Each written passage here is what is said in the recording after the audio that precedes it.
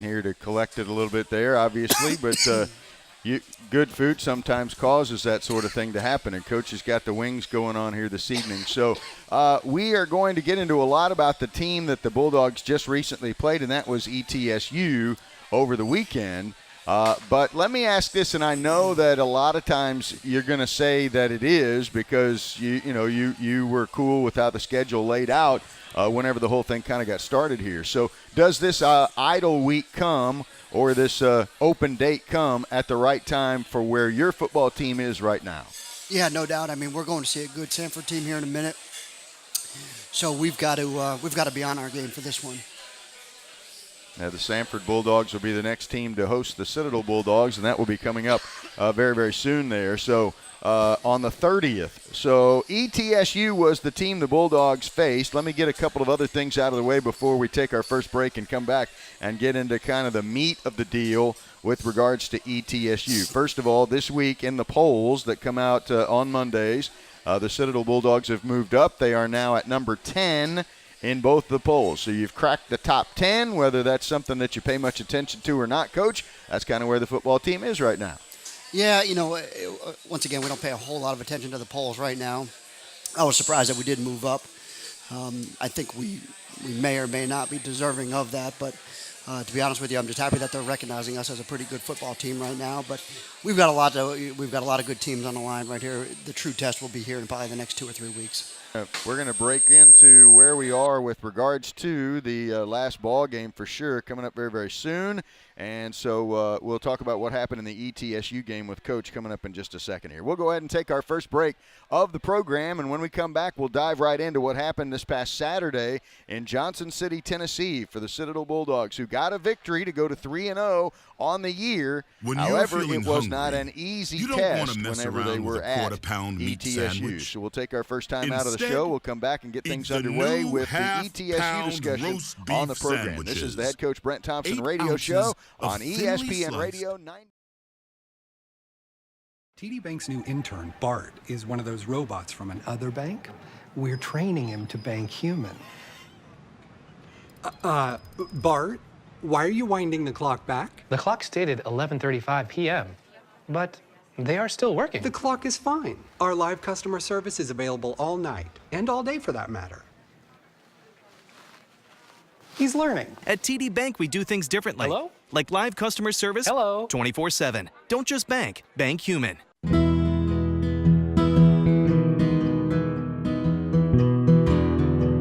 Since 2002, the lottery has helped award more than 1 million scholarships. So when you play, you're not just taking a chance. You're also giving one.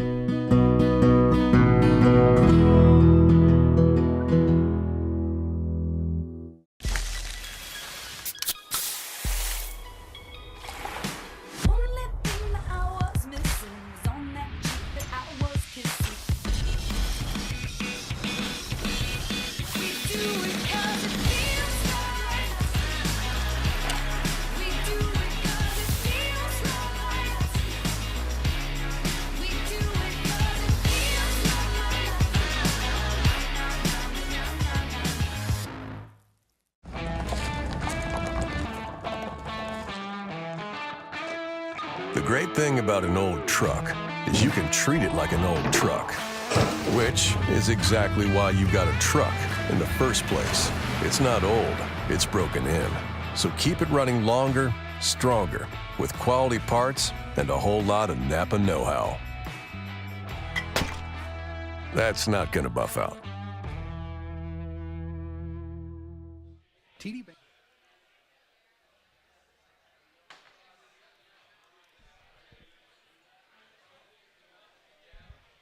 Welcome back to Fiery Ron's Home Team Barbecue in downtown at 126 Williman Street for the Brent Thompson radio show. Coming up later on, basketball coach Duggar Balkum is alongside, and baseball coach Tony Skoll is alongside. I have seen you at both of those sports, Coach. So obviously you get around to some of those other sports and know those guys that are coming in a little later on there. pretty well, don't you? Well, I enjoy talking to them. I enjoy watching them practice. I love watching the basketball practice. Both of them approach their sports like football coaches, which is very impressive to me. It's a lot of fun to watch. Of course, Coach Skoll, being an ex-football guy here at the Citadel, it's just fun to be around him. I've seen him in the weight room every morning, with his baseball team in there, making those guys tough, making those guys. It's everything that you need to get done to win around here. Same thing with Coach Balcom. I know he does a find a way week. He's probably involved in that right now. I've seen him on the basketball court. He's very, very intense out there. He's very intense, and anybody that's been to a game. So I really enjoy watching those two guys. I'm glad that they're going to be here. I hang out a lot with Coach Balcom, and we travel around the state, and we do a lot of the club functions, and it's just great to hear him. It's great to hear different perspectives, and he's been doing it for so long. He's been a head coach for so long that I've gotten so much advice from him that I've taken and I've used. Speaking of Coach Skoll and a guy who played both baseball and football, that's just not something that's done anymore. You may have guys who can change around and be in different positions, but you don't have the two-way players that work that way anymore. When did that kind of go away? Thinking back a little bit, Coach. Mike, it's been fairly recent. I'd say within the last 10 years. We've become so specialized in everything that we're doing, and it becomes very, very difficult. We start to look for guys that play multi-sports. In fact, I've got a very good baseball player on my team. I've got Shai Phillips. I've got Ryan McCarthy, who was highly recruited, maybe have been drafted, who was a freshman for us this year. We've got some very good dual sport players, and they always ask me when I recruit them, is it okay if I play this? I said, look, you only have one opportunity to be in high school. Go play, go and enjoy it. I'll make you the player that I want you to be when you get to the Citadel. Be a high school player, man. Be an athlete out there, and that's what I really enjoy. I like having those two-sport athletes on our team. Well, the Citadel Bulldogs are 3-0. That is the good piece of news that we'll deliver out here today. Sometimes, even when you win all of your games or most of all of your games, you're going to have a game here or there that some think should have been easier than it was. Let's talk about ETSU. You go to Johnson City. You had mentioned not having been in town all that much, so you guys get back, last week? Tuesday, Wednesday, and then go on the road again on Thursday, Friday morning. Not a whole lot of time spent in town. Yeah, we traveled all day Tuesday. We didn't get an opportunity to practice Tuesday, which is usually a good work day for us. So we had to get our work in on Wednesday, which was still a little bit difficult for us. And then we had a little bit of a lighter day on Thursday, and we traveled on Friday. So, I tell my guys, we're not going to make any excuses. They're going to kick it off at 1 o'clock on Saturday anyway, one way or the other. It's not going to matter. I don't think ETSU cares how many miles we traveled. I don't think they care if we were able to prep or not. So we can't make that an excuse. I always say about the Citadel, we've got plenty of excuses around here if we want to use them, but we can't let ourselves use them. So I thought we went out there and we played, and you can't complain. The defense played extremely well.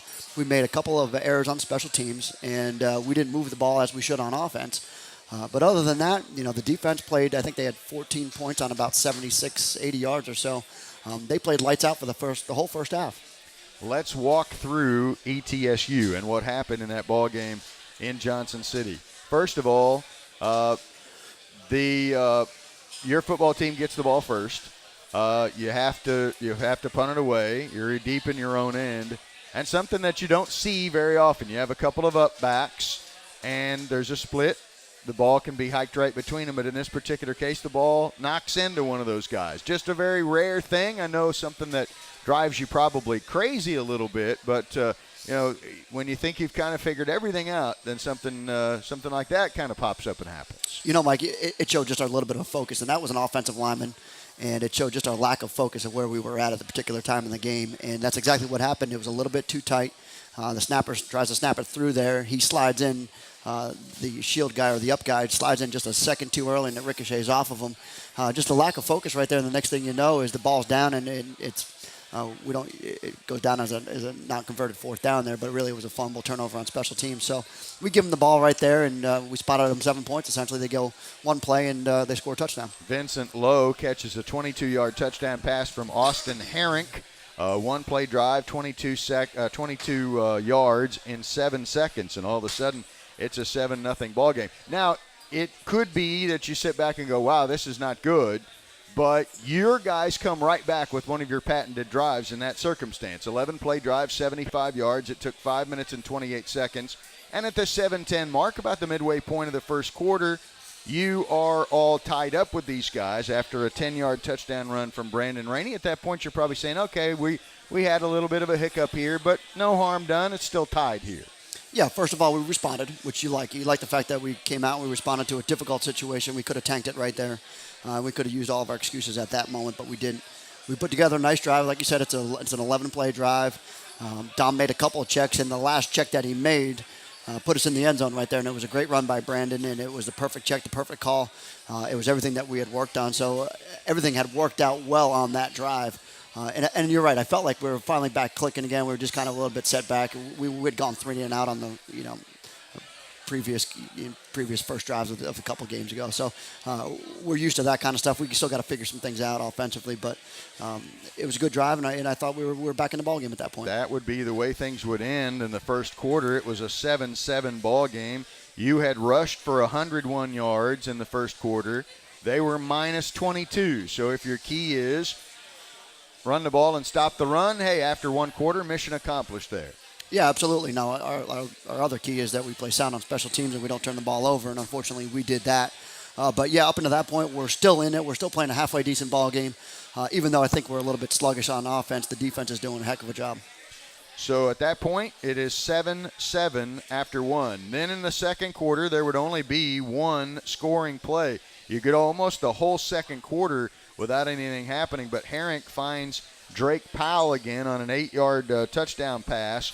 A 6-play drive, 51 seconds. They had a couple of really quick scoring drives there in that first half. That one only a minute and 19 seconds on somewhat of a short field at the 49. Yeah, they did. They had a short field, and that's where they only had about 80 yards in the first half there, and they had 2 touchdowns out of it. Unfortunately, we had given them that. We had turned the ball over again on a 3rd and long. We had thrown an interception there.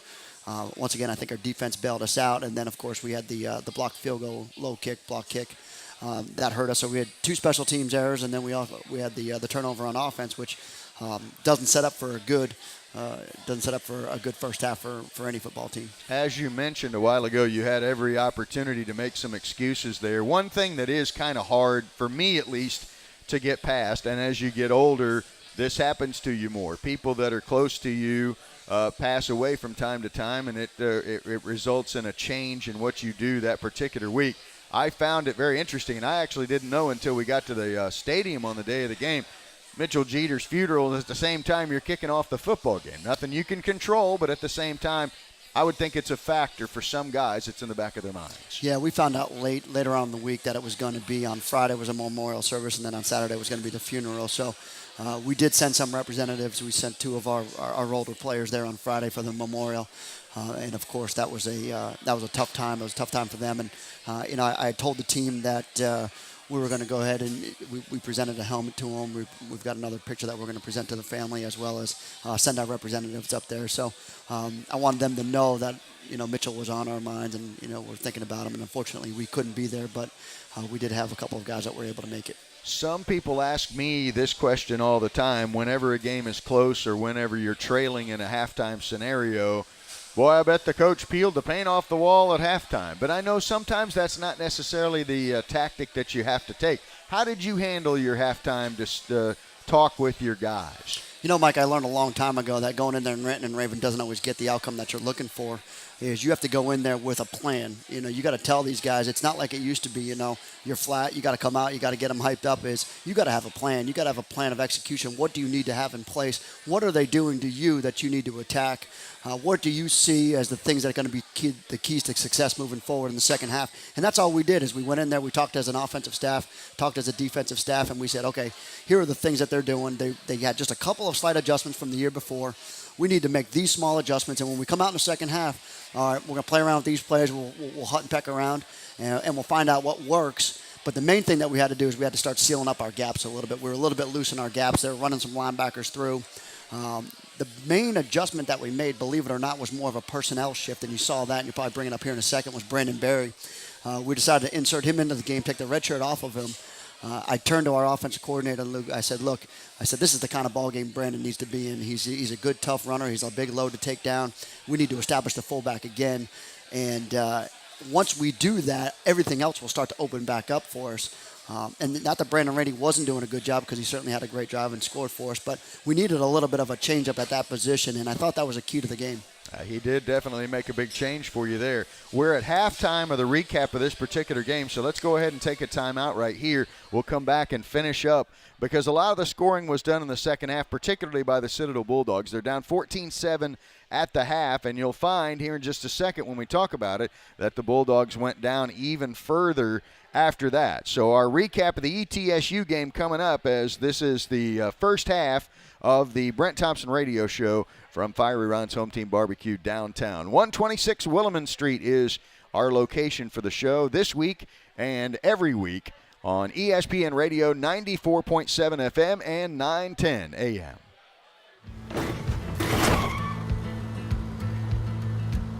Sorry, Dad. Sure, you could get him a new car. You could also light a pile of money on fire. Sorry. Because as long as Mr. It wasn't my fault takes the wheel on occasion, maintaining this car is your best option. So keep it running longer, stronger, with quality parts and a whole lot of Napa know-how. Dad, where are you going? Buying a home is a big financial decision, so you need a strong team working on your mortgage. That team is at South Atlantic Bank. Decisions are made right here in our community by mortgage professionals who really know the Low Country. South Atlantic Bank offers competitive rates and terms on loans for home purchase or refinance. If you need a mortgage loan, you need the mortgage loan professionals at South Atlantic Bank. South Atlantic Bank Mortgage Group, providing the keys to home ownership.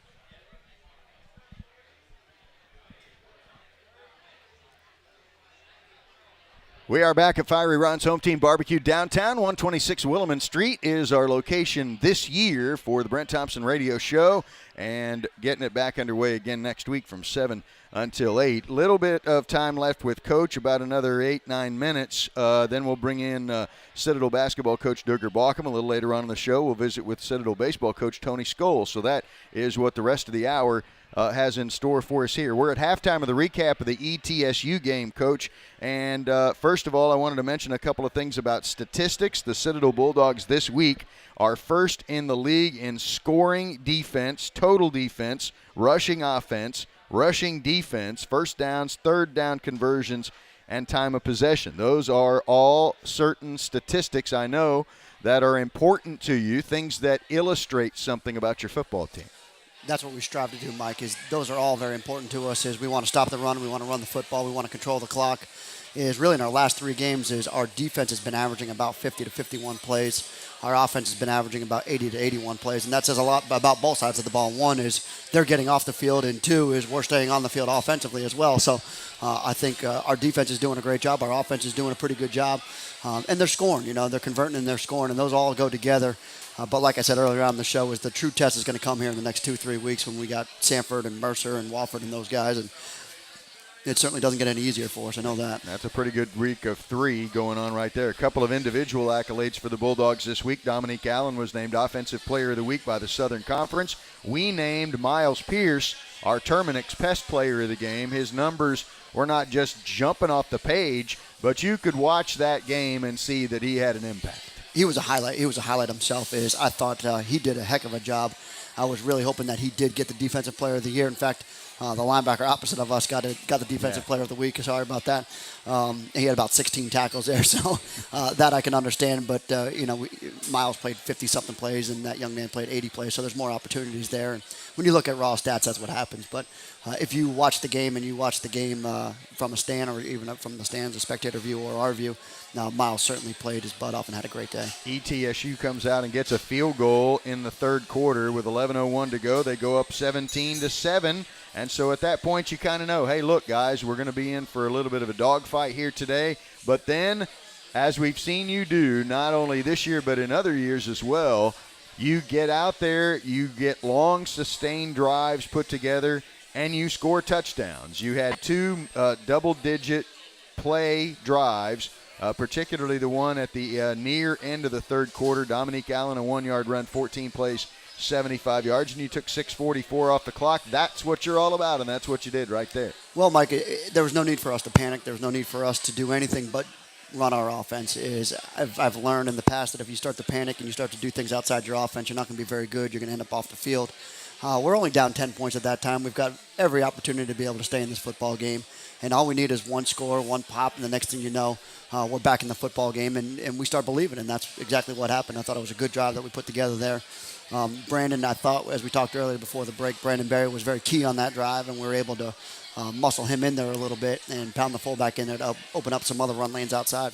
Into the fourth quarter we go. Bulldogs get a touchdown, a 7-yard run from Raleigh Webb. In this particular case, you did the receiver reverse, 11-play drive, 66 yards, and your first lead of the game comes at 11:42 of the fourth quarter here. Interesting little topic, interesting little subject with that play right there in particular was we had saw the free safety. The free safety was hard in the alley right there, and we knew we had them overcommitting to the veer to the front side of that formation. So we had run that formation in practice out of spread, both wide receivers on either side of the formation. I just called it to see what would happen there, and certainly they ran it. They ran it exactly the way I wanted to run with the different formation out of it, and it worked out well for us. So it was one of those things where the players adjusted on the field extremely well, fast. We didn't even have to draw it up. We just kind of called it, and I just said, hey, flip it to Raleigh right here, and we'll be good to go. Next thing you know, Raleigh's taking off for 7 or 8 yards, and we really needed one guy to kind of move out of position, and that's what we got. About 4 minutes later, the Bulldogs would put up the points they would need to win the game. 28-yard touchdown pass from Dominique Allen to Raleigh Webb. And at 7:50 of the fourth quarter, you're up by a count of 28-17. There were two balls thrown by Dominique Allen in that ball game that were as good as he's made. And the reason I say that, I haven't seen every throw he's made. You can't throw it a whole lot better than he did in those two circumstances. No, when you go back and watch it, and both were critical situations, is when you go back and watch the touchdown to Raleigh, the safety actually doesn't bite on the play action as much as I thought he was going to. He just tried to undercut the route. Raleigh goes over top of him. The safety makes this huge leap, and you look at it, he looks like he's about 4 or 5 feet off the ground and comes down extremely hard, but he was about an inch or two away from the actual pass. Raleigh makes a great catch, great concentration, and scores with it. And it was just one of those things. It was a turning point in the game where we needed to loosen them up coverage-wise. We needed a perfect play, perfect throw, perfect catch, and that's exactly what we got at that time. It was not over at that point, though. 5:15 to go in the game. They got a 4-yard touchdown run from Jawan Stinson. They get a 2-point conversion. All of a sudden, it's 28-25, but the Bulldogs come back at 2:17 and get a 46-yard field goal from Jacob Godek, and they go up 31-25, get a stop, win the football game, and bringing Godek in that particular situation, that was a heck of a confidence situation for him, and he drilled that thing. That was good from about 10 yards further than it went through. Mike, that's an interesting drive right there. We're in 4-minute mode. We're trying to kill as much of the clock as possible. It should be very easy for us. We should be able to drive it and move the ball in that situation. They got us into a third and fairly long, and they'd been pressing the box quite a bit. Everybody knew in the stands that we were going to run the football. And I was speaking to the guys upstairs. I said, look, we need to play action in this because I think everybody's going to be supporting the run right here. We need an opportunity to get one over the top. And that's when the throw to Josh, the other throw that you're talking about, it was on a 3rd and 7 or 8 there. They go press coverage on Josh. Josh makes a great move, finds himself open, and Dom, again, once again, put a key pass. And that's what you expect out of a senior, a 3-year starter. In those situations, the situation didn't unnerve him at all. he made the perfect throw that put us into the situation to be able to put Godek out there and run it. We were able to kill about another minute and a half off the clock, and then, of course, kick the field goal, which, once again, I've been put in those situations about 2 or 3 times over the last 2 years, and every time I've elected to kick it because I put a lot of trust in those kickers, even though we did have the one block, but he's got a strong enough leg. He gets enough trajectory. We just said, hey, look, put a little bit more on this one. Let's get this one up in the air, and it would have been good from 10 more yards out. 31-25 is the final score, and the Citadel Bulldogs go to 3-0 on the season. How's the health of your football team as you go into this open date? Well, I'm very surprised. So far, we're very healthy. We've got nicks and bruises. We've got sore ankles and knees like everybody else does, but I fully expect those things to clear up by Sunday. We've got a couple of guys that may not have practiced 1 or 2 days, but not too many. We've got about 95% of our guys out there ready to go. And what I really hope out of this is that we get the fresh legs back. We needed that more than anything else. So the Bulldogs will go to Samford and play in Birmingham on the 30th. So they've got a little bit of time to do some things, work on themselves, and that's what Coach is mentioning they're going to do. One thing I wanted to mention here, because I just got a text a while ago, a gentleman who used to come and watch this show quite a bit is kind of living the life of Riley. You know, he's running around the country, he's going to amusement parks and all that kind of stuff. Our buddy Gil Pohl. Where's Gil been? Gil just sent me a text and said he's watching live in Jackson Hole, Wyoming. Oh, wow. It's tough spot, right? Jeez, to be Gil.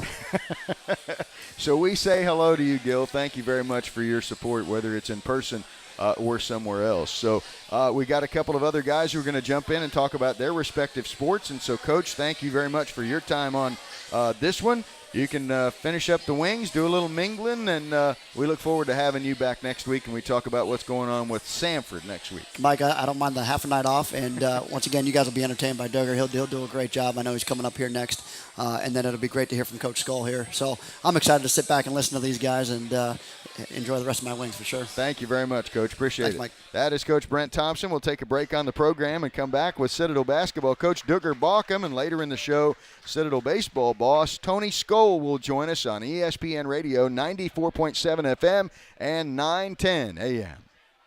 TD Bank's new intern, Bart, is one of those robots from another bank. We're training him to bank human.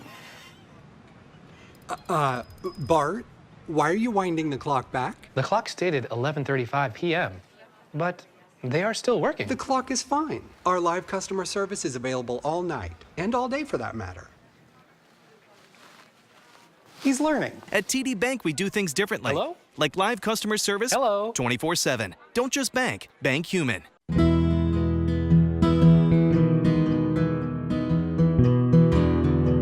Since 2002, the lottery has helped award more than 1 million scholarships. So when you play, you're not just taking a chance. You're also giving one.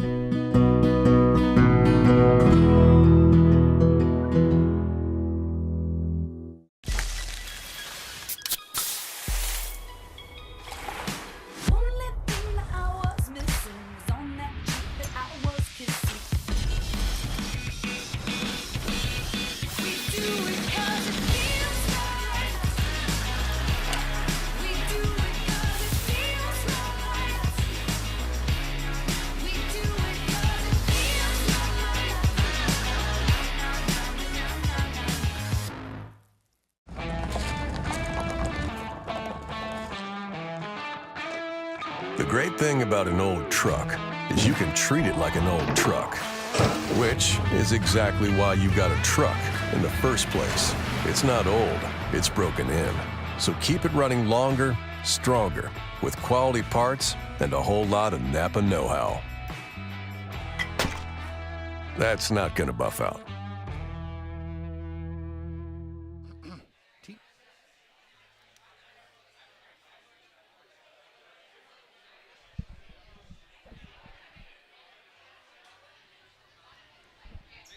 Welcome back to the show. We're at 126 Williman Street. This is Home Team Barbecue downtown, and this is the Brent Thompson radio show for a little change of pace in bye weeks or open date weeks, whatever the case may be.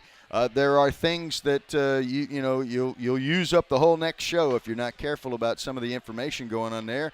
So tonight, a little bit of a different deal here. We're going to have Citadel basketball coach Duggar Bauckham join us for a bit, and also Tony Skoll, the new baseball coach at the Citadel, coming in this evening as well. So that's and I'm excluding myself here, trust me. But we're talking about a star-studded night here at Home Team Barbecue. Coach, it's awfully good to see you. I hope you're doing okay. We're looking forward to your season too, but I'm sure you're like, hold on, buddy. We got a few more things we need to do before we get there. Man, I'm enjoying football season. I got to watch the game the other day, and what Brent and his crew are doing is pretty phenomenal, especially with all the adversity they faced last week. Getting displaced and practicing at Clemson, and then the unfortunate loss of a former player. And he had those guys. They didn't have to play their best game to win, but, boy, they persevered when they got down, and that was awesome. Yeah, they certainly had a good effort, and winning is the important part, and they certainly got that taken care of here. You are going this year to be without something that coaches kind of dread anyway, the emotional aspect of senior night.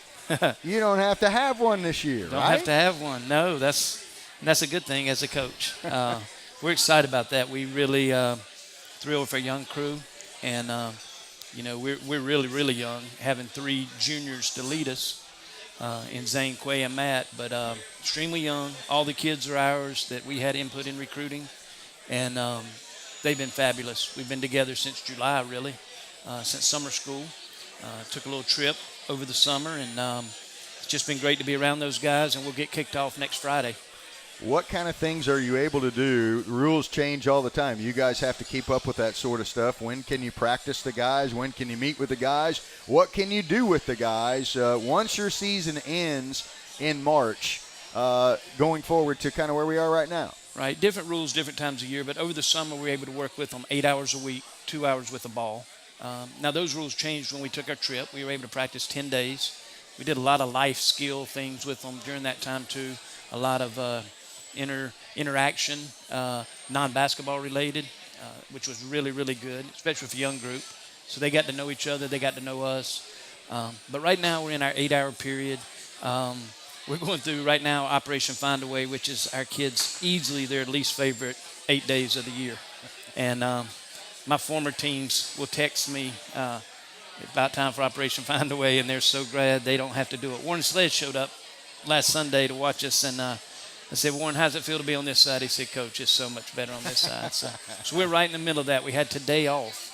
So we finished, completed 4 days, have a big day tomorrow, and then it'll finish up on the beach on Saturday morning. Okay, so now what all goes into Operation Find a Way? What do you put these guys through? Because it's physical, it's mental, it's a combination of both, and it's trying with both of these.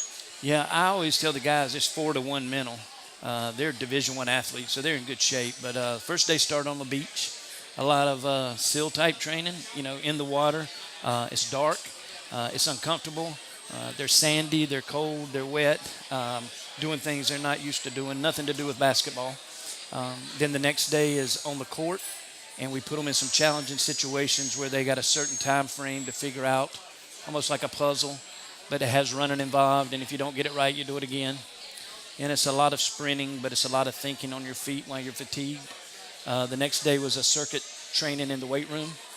And then yesterday at 5:45 a.m., we met on the track and did some 400 races, mile Indian run, among some other things. So tomorrow's big day. Tomorrow's Cooper River Bridge run. So if they're listening, they know that. If they're not listening, they don't know that. And we'll drop them off at Mount Pleasant and give them a time to be back to the Bulldog in front of McAllister. And it'll be our 3rd year doing it, and it's quite a challenge. I'll ask a couple of questions about it here because, first of all, you talked about SEAL training, stuff on the beach, stuff like that. Who did you consult with over the years that kind of helped you determine what you'd put the guys through in that particular circumstance? A lot of what I watch, but I also consulted with Gino, who is Captain Peluso, our Commandant of Cadets, and he gave me some ideas. I actually went out and watched them train the cadre. He brings in a professional team of former SEALs to train them. So I got some new ideas from that. But it's just stuff we've created over the years, and we try to make it better, try to make it more challenging, just try to make them become comfortable being uncomfortable. That's what the whole week's kind of about. And the reason we call it that is you just got to find a way to get through it. And we tell them you can't get through it by yourself, so you better rely on a teammate, get their help, worry about the guy beside you. On either side of you, quit worrying about yourself, and everybody will get through it. So it's good. And then when we get in a huddle and we're down 10 at Wofford, we'll talk about Operation Find a Way, and it's amazing how much it comes back. One of my former kids at VMI posted it. He's playing professionally and posted Operation Find a Way on his post last week. So I told the guys it goes on, life after you complete it. Now, with the bridge run, right? You drop them off in Mount Pleasant. How long do they have to make their way back to campus and the Bulldog that's right in front of McAllister Fieldhouse? 45 minutes. Okay. It's a little over 5 miles. Coach Willis runs with them. They'll have a little water station along the way, but it's stepping pretty good, and that's as slow as we'll run miles. 9-minute pace. We're usually, our team average last year was under 6 minutes for a time mile. Okay. So that's a stroll to these guys. But then you're dealing with the bridge, the terrain of the bridge, just the nature of going over the bridge. And if you've never done that before, it gets a little windy up there. And so it'll be for our freshmen, it'll be unique. Yeah. Some of the guys have already done it, but the 6 freshmen, it'll be unique to them. Let's visit here, Coach, about your schedule for the upcoming season. It has been released specifically now, and some interesting aspects to it. Everybody wants to know who you're going to play that's like Power 5 teams, but also you have a tournament at home this year that you're going to be hosting there. So talk about your schedule and some of the bullet points about what you're going to do playing the opposition this year. Yeah, we open up right off the bat. We have a home game against Oglethorpe on a Friday night, November 10th, and then that Sunday, Military Appreciation Day up at Virginia Tech. So we'll go up there and play them. And Virginia Tech's been picked middle of the pack in the ACC, and I think they're actually better than that. Buzz has done a really good job of collecting talent, and they'll be good. That'll be a really, really tough game. Our other big ACC game will be Florida State the Friday after Thanksgiving. So we'll spend Thanksgiving on the road as a team, go down there and play those guys. And then as we break for exams, after exams, we'll play Ohio State up in Columbus. So new coach there. So we'll play Chris Holtman in his first year there. And then we'll host the Bulldog Bash here in Charleston, which we're excited about. And that'll be us against Marist first round and Army. Buddy of mine, Jimmy Allen's the head coach at Army in his second year, and we got them to come down. They're playing UMBC, who we lost to in double overtime last year. So they'll play, and then the winners will play on Sunday. Losers will play first, and the winners, and hope we can be playing the late game on Sunday. We mentioned earlier that you would not have any seniors on your ball club, but you are laden with juniors, you are laden with sophomores, and you do have a lot of freshmen. So you've got good pieces coming back, guys with a lot of playing time, guys with a lot of experience. What about the new guys? Everybody wants to know how much these guys are going to be able to play and contribute right away. Those guys kind of want to know that too. And I know your philosophy is you don't decide who plays. They do. They do. So, tell me about some of these new guys and the potential that you have on your roster this year. Well, I'm thrilled with them. I mean, all 6 could legitimately contribute even in the first game. I mean, they all bring a piece to the puzzle. They're anything from size to shooting. Our 2 post players we brought in, Derek Webster and Rob Johnson, are better than we thought they were, I think. Very agile, very mobile, perfect for the way we play. Caden Rice can really, really shoot the ball, and at 6'7", that's what you like. He led us in scoring from the freshman end of it down when we played in the Dominican. Hayden Brown, people love him. He'll be a fan favorite because he can play virtually anywhere, and he's a big, tough guy. We have him sitting out right now with a headache because he plays so hard. And then we have Alex Reed and Tyreek Simmons who round out the crew, and they're excellent ball players too. Tyreek's a point guard, so he'll be able to spell Frankie some, and Alex is kind of a jack of all trades, can do a little bit of everything. Sounds good. And you're getting it underway with the first game. Everybody plays for the first time on November the 10th. That's why a Friday night is just log jam with college basketball that night. It's going to be great. So what time's that game against Oglethorpe on that particular day? Is that an afternooner or an evening game? Yeah, I think it's a night game. Our exhibition's an afternoon game at 3. But the Oglethorpe game will be at the regular time. I'm almost positive. People can check our website and see. But I am 6 o'clock, I think, a regular game time. But our exhibition will be a week earlier, and we'll play Coker College, a local school in South Carolina, and that'll go at 3 that afternoon. That'll be an afternoon game. Gotcha. Coach, good to catch up. Good to see you. Looking forward to catching up to you at the home games for football if they ever have one. Well, it's about time. I'm anxious for them to get back home, and if they can get Sanford next week, that'd be awesome. And then we'll see them for 2 weeks, I guess. That's right. That's right. Big games, too. Good to see you, Coach. Thank you. You too, Mike. Thanks for having me on. Yes, sir. You bet. That's Coach Duggar Baucom, Citadel Basketball. We'll take a break, and we will move on to the next aspect of the program here. And so thanks for being with us. We'll rejoin you in just a second. This is the Brent Thompson Radio Show from Fiery Ron's Home Team Barbecue downtown at 126 Williman Street. And more when we return. Only about 15 minutes left in the program on ESPN Radio, 94.7 FM and 910 AM. This new intern, Bart, is one of those robots from another bank. We're training him to bank human.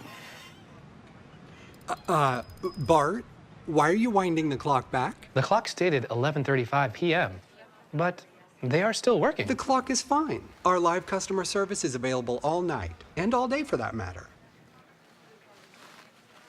He's learning. At TD Bank, we do things differently. Hello? Like live customer service. Hello? 24/7. Don't just bank. Bank human.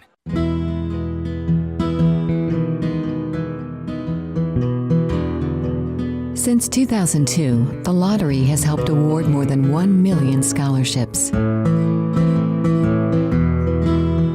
So when you play, you're not just taking a chance. You're also giving one.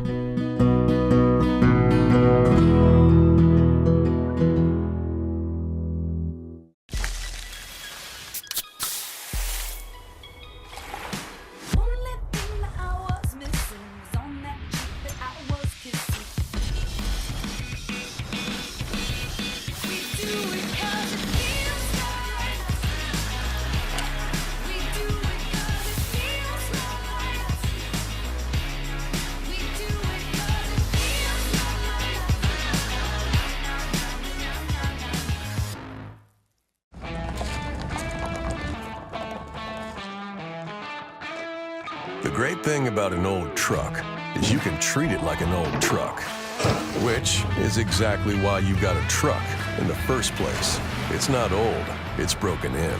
So keep it running longer, stronger, with quality parts and a whole lot of Napa know-how. That's not gonna buff out. TD Bank's new intern, Bart, is one of those robots from another bank. We're training him to bank human.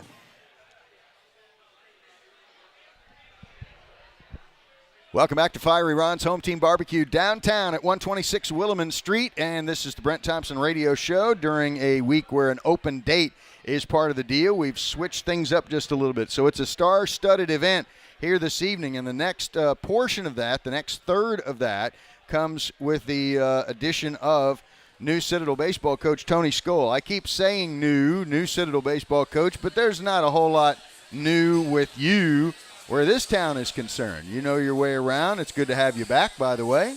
Mike, it's good to be here. I tell you what, been here about 10 weeks now, and it's been a little bit of a whirlwind, but I'm having a blast and couldn't be more happy to be back in Charleston. I was hanging around in Johnson City recently. You know, I should have called you to tell where I should go and all that kind of different stuff. Yeah, I know all the hot spots in Johnson City. No, I was there for 18 years and a great place with a lot of great people, and they were very good to me. But so excited to be back in Charleston and be at the Citadel surrounded by so many great people. So it's a great time right now. 18 years in a place, it'll grow on you. There's no question about that. Can you talk about the things that you had to weigh in your mind when you had the opportunity to come back. How tough was it for you to make that call after, your kids have gone to school there and you got friends there and stuff like that, people who support you as a coach? How difficult was it to come home? Well, it's always a tough decision when you make a career move and you're thinking about uprooting your family. And like I said, Johnson City and ETSU, they were great to me. Raised all my family there, and our boys were born there. So it was difficult. And honestly, I thought Coach Jordan would coach forever. I really did. So it wasn't something that was on the radar. It just sort of happened really quick. And but when you get an opportunity to come back to your alma mater and come back to a place that's been so special to me and meant so much to me, I had to jump at the chance. I can imagine that to be the case. And so here you are, and as you mentioned, having a lot of different things that you got to deal with to take over the program. What did you think once you accepted the position, once it was a done deal? What did you think, okay, I got to set some priorities here? So what were those priorities, things you felt like you needed to jump on right away when you came in? Well, that's a long list. That's a long list. But the first one was, getting in touch with our players, and obviously it's developing relationships with those kids. And I've had them now. We've been actually on the field now. We had our 5th practice today, so that's been going on this fall, and couldn't be more pleased. We got some tremendous young men in our program, and they've bought in 100%, and they're working very hard, and we're getting better. We're getting better each and every day, and we've got a long ways to go. But that's the biggest thing. It's about relationships with your kids, and that was the most important thing for me. Yeah, no question about that. And so I know one of the things when you take over a program, and you had done it 18 years prior at ETSU, you do have players that you get the feeling right off the bat are going to row in the same direction as you, and you have the ones that you feel like maybe they're not. And so I know that's always a challenge. And so when you say that guys are with you, they're rolling in the right direction, that's a plus because it isn't always that way. No doubt, and that's always a big concern. And but you have to have that buy-in. If you don't, again, you're pulling from opposite ends of the rope, and it's not going to work. We have 47 kids right now in our program, which is probably too many. So we've got to make some adjustments there. But right now, all those kids are working extremely hard. And we're evaluating every day. We've got to evaluate and learn our players. That's what this fall's about for us, because there's so many guys that haven't played yet at this level on our roster. We're trying to learn and develop and see who's going to help us down the road. So it's been a big learning curve for us, as it is for them. And, I think I've got great, outstanding coaching staff I was able to hire. Aaron Gershenfeld from Vanderbilt, Blake Cooper from South Carolina, Austin Cangelosi from Indiana University. 3 just great young men that are getting after it for us. So they've done a great job, and again, it's just been a process of everybody getting to know each other. And I've been around a few of those guys. Energy sticks out at me, and man, that's saying something. I don't have as much as I used to have. Well, I tell you what, Mike, these guys have a great heartbeat, and they bring it every day. We've been here almost 10 weeks, and we just got our 15th commitment today. Big right-hander out of the upstate, the number 4 right-handed pitcher in the state. So those guys have hit the road running, and from the recruiting standpoint, they've been everywhere. They've been out and about, getting that Citadel name out there and seeing that Citadel logo everywhere we go. So had a lot of success with that. But those guys, they bring the energy every day. I know coaches like to talk about the team as a whole, but coming from another school in the league, obviously you would have had observations about certain guys that the Citadel had that you may have thought, hey, that guy, I'd like to have him on my team. So were there guys from the opposite dugout that you looked at that you expect to be a standout for you this year? Well, I have some familiarity with some of our guys and watching them throughout the last couple of years and playing against them and competing against them. Obviously, we have a lot of experience back from a position player standpoint. Just about every starter is back, which is a good thing. You shouldn't have a deer in the headlights type look when we line up next February. But we got to get better and we got to improve. But some of those guys, Will Kinney, our shortstop, I think he started just about every game in his career. Phenomenal young man, phenomenal player. I think he's an all-conference type player for us. And obviously Jonathan Saba, who was an all-conference player for us last year, has got a chance to do really big things for us. Been paid in at first base. Can really swing the bat. We've got to keep him healthy, but he's going to be a dynamic player for us. So we've got some guys back. And I think from the pitching standpoint, obviously we lost J.P. Sears. But we have some arm talent. We really do. And Blake's done a great job with those guys these first couple of weeks of the fall, trying to hone these guys in a little bit from a pitching standpoint. But I do like, I do like our arm talent on our staff. Given your experiences and where your assistant coaches have experiences, what are the hotbeds for recruiting? A lot of guys have pipelines in different places. What are the ones that stick out among you and the guys that are on your coaching staff now? Well, we'll recruit anywhere in the country, anywhere in the world, but we're going to try to lock down our borders. And we've had a lot of success with kids in this state, and there is great baseball players in this state. One thing I've been extremely impressed with is the quality of high school coaches in the state of South Carolina. It's amazing. And so baseball's in good shape in this state, and there's great summer programs as well. So we'll go anywhere to recruit. It's 24/7, any place, anytime, anywhere. But we're gonna try to lock down our borders and do the best we can in South Carolina, and then get to those bordering states as well. Recruiting relationships are one thing. You also have relationships among coaches. Sometimes that leads to games being played. Your schedule's not been released yet. Obviously, you know kind of what's going on with league play most of the time. Anything you can tell us about your upcoming schedule that might involve anybody that you have a past with that has led to games for you, either home or on the road? Yeah, we're excited. We'll probably release our schedule here before the month is over in the next couple of weeks, but we've got a great schedule. 37 home games this year. Wow. So we're excited. It's easy to get teams to come to Charleston to play. I tell you that much. So that's been exciting. But Coach Jordan had a lot to do with this schedule, and it's a great schedule. We will be playing University of Louisville that opening weekend. So we got Dan McDonald, a Hall of Famer here, a teammate and close friend of mine, who's going to bring. I'm sure they're going to be preseason and probably in the top 5 in the country. So that's going to be a fun in the opening weekend to get to compete against Mac, and it'll be fun to have him back in town. That's for sure. That's for sure. He has made a few trips to Omaha recently. Gershenfeld was a part of that deal. So you've got ties to not only him, but guys on your staff that played at the place where you got the opportunity to play back in 1990 and where all the kids want to go to play. That's right. You know, I think we're the only staff in America where all our coaches have played in Omaha, which says a lot. So we've got some experience, and I think we've got a plan to get there. It's just going out and recruiting well and getting these guys to execute to do that. We're visiting with Citadel baseball coach Tony Skoll here on the Brent Thompson radio show in the latter moments of the program for this evening. So lots of really neat things are going on there. The Omaha experience, you mentioned it, your guys, you included. You can all talk about that with a recruit, with a recruit's family. When Omaha comes around, people are paying attention. I mean, it's great baseball, and that is I would imagine, something that you draw on quite a bit here. And one of the things that drew you back to this place was when you played on those teams. But how interesting is you guys can all talk about the fact that you've been to the place where everybody wants to go play baseball. Well, no doubt about it. And it's not something that we talk about every day with our kids. Now, do I think about it every day? I sure do. But we don't talk about it. We talk a lot about the process and what you have to do in order to get there.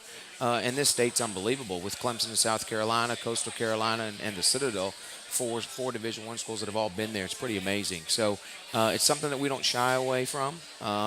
We've been there before. We want to get back. And it's not easy to do it, but we always got it in the back of our minds, and we're working towards it every day. I've talked to you many times, but I don't know that we've talked much about your particular experience in Omaha. Guys you played with that you're probably running into from time to time around here. So walk me back a little bit to that, because that was a time in your life when, you know, you're just you guys are bulletproof. You guys are able to just kind of keep on playing game after game after game. But what a special time. Well, it was a remarkable experience, and that was a special group of guys. To be a part of that team and be surrounded by just marvelous guys and great teammates, great teammates that seen through one streak there, we won 26 in a row, and it seemed like everybody was picking each other up and just performing at a high level. And Coach Port was just amazing during that stretch. As a coach now, I sort of go back and try to look at it from a coach's eyes and all the things that he was going through and dealing with and the decisions he had to make. And he was just masterful with that. So that was neat to reminisce about and to think about that. But just great guys. I keep in touch with all those guys. Talked to probably 10 of them today, just out of the blue. So it's very, very close knit. That Citadel family's so close, and that team is very close. And we just had some great players. We really did, and guys that just showed up at big moments. It goes without saying that you played for quite a character in Chowport. No doubt. It's amazing. I'm very blessed to have been able to play for Coach Port and for Coach Jordan, and I'm extremely humbled to be the third coach in the last 52 years of Citadel baseball. So both of those men have been very instrumental to me, and I got to speak to Coach Jordan today, and he's been just awesome with me and just filling me with information, and I've had a lot of questions and things like that. So he's made my transition extremely easy here, and I continue to look forward to him helping me. That is certainly a big plus there. All right, Coach, tell us how we can get our eyes on your baseball team, the times that we can kind of take a look at you guys soon. Yeah, Mike, we're going to continue to scrimmage and inter-squad throughout the fall, probably through the middle of October. We're usually going to go Thursday afternoons, Friday afternoons, and Saturdays. Around we schedule it around those football games because I don't miss those little football games. But this weekend, tomorrow we're scrimmaging Thursday at 4 o'clock at Riley Park. We'll go again Friday at 3:30, then Saturday at 1 o'clock. And scrimmages are open to the public. We had great crowds there last weekend, and we invite all the people in Charleston to come out and see our ball club. We're going to play an exciting brand of baseball, and it's going to be fun to watch. Brent and I talked earlier in the show about you being a two-sport athlete and how there aren't as many of you guys out there as there used to be. Playing two sports is a difficult deal, especially at the Citadel. How'd you pull that off? I was always surrounded by great teammates, and I wasn't a great player, just surrounded by great teammates, and it was fun, and I was fortunate to play for Coach Taft and Coach Port at the time that were very, very willing to let it happen. A lot of coaches won't let it happen, so just happened to be at a good place at the right time. And, I wouldn't trade it for anything. I talked to my football teammates as much as I talked to my baseball teammates. So it's a special group of guys I was surrounded by. Coach, it was great to talk to you. Thanks for coming up and spending a little time with us here on the show. We wish you well going forward. Always a pleasure, Mike. Thank you. All right, good to see you. That's Tony Skoll, the head baseball coach at the Citadel. And that's going to wrap it up for this evening's program. We'll be back again here next Wednesday night from 7 until 8 for another edition of the Brent Thompson Radio Show. The coach and I will preview the Samford game, which will be on September the 30th, a 3 o'clock game in Birmingham. The last time the Bulldogs played there, they handled that set of Bulldogs pretty well, and I think we knew that team was certainly for real. We want to thank Mark Romness in our studio. We thank everybody for being with us tonight. Go Bulldogs, and we'll see you next week. Thank you very much.